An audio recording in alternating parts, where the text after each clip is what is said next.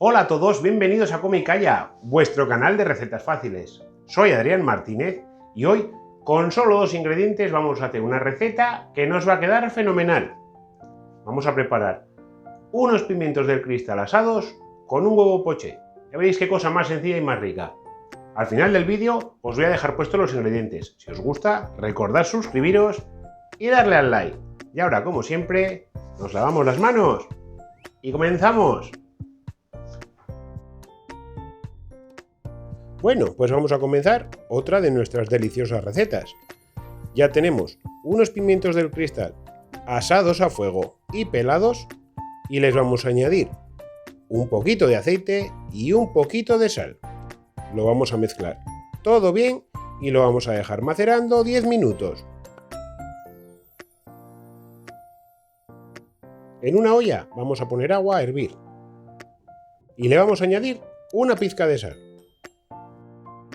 Y mientras el agua va cogiendo temperatura, vamos a ir poniendo en el molde los pimientos. Así, para dejar un plato bonito. ¡Buah! ¿Os acordáis de esta canción?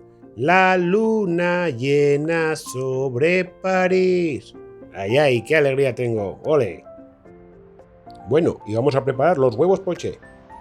Como veis, este es el truco. Vamos a hacer un remolino en el agua que esté hirviendo y mirad.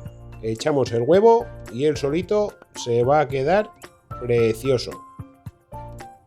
Lo vamos a dejar unos 4 minutos más o menos.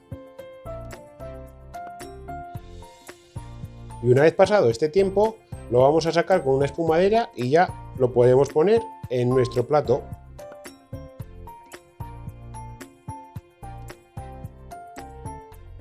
Así con cuidadito lo ponemos encima de los pimientos.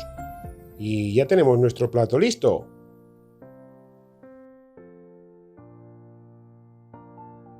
Le añadimos una pizca de sal y solo nos queda decorar con un poquito de perejil y desmoldar. Y nos ha quedado un plato espectacular.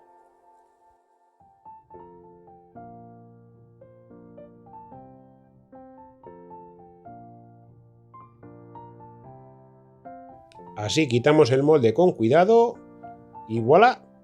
Ahí tenemos nuestro delicioso plato. Espero que os guste. Mirar qué bien nos ha quedado. Voy a probar.